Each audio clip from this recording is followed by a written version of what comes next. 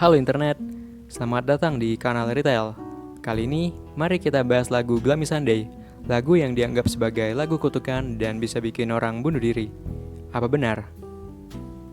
Lagu ini digubah oleh seorang pianis bernama Reso Seres dengan judul asli Vége a világnak, yang berarti akhir dunia.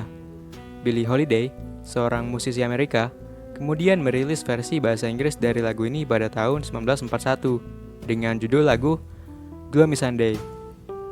Reso Seres menulis versi asli lagu ini saat ia masih tinggal di Paris. Saat itu, namanya masih belum banyak dikenal. Seres menulis lagu tersebut pada masa The Great Depression atau era depresi hebat dan masa di mana pengaruh dari paham fasis masih mulai meningkat di Hungaria.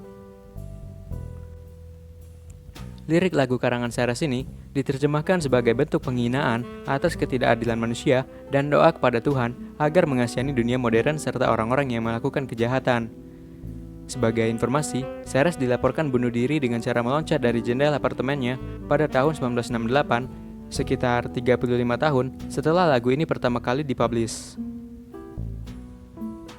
Ada beberapa urban legend yang melekat pada lagu Gloomy Sunday. Salah satunya adalah kaitan antara lagu ini dengan peristiwa bunuh diri massal yang terjadi di Eropa pada masa depresi.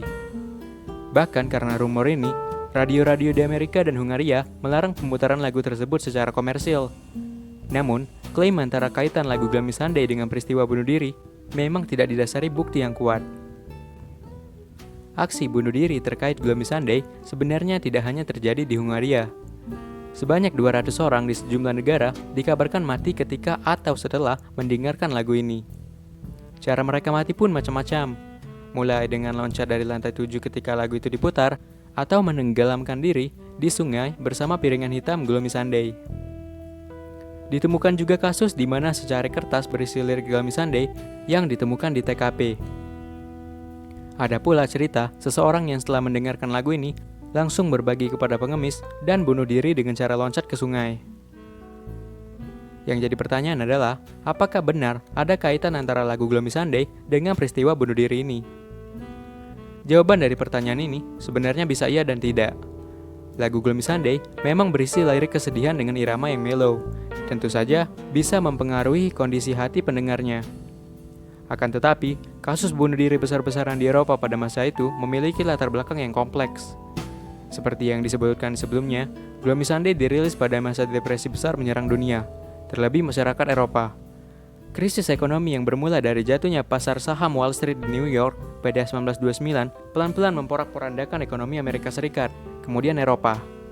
Uniknya, salah satu simbol paling kuat dari krisis ini adalah aksi bunuh diri dari para pialang saham. Mereka loncat dari gedung, bakar diri, menembak diri sendiri, atau lompat ke sungai. Efek depresi besar juga sampai ke Hungaria dan puncaknya terjadi pada 1933. Angka pengangguran yang meningkat, serta gejolak politik Hungaria yang saat itu ada di bawah kekuasaan fasis Gyula Gombos yang berkuasa sejak 1932. Setahun kemudian, Gombos memutuskan untuk membangun aliansi dengan Jerman yang saat itu masih di bawah perintah Nazi.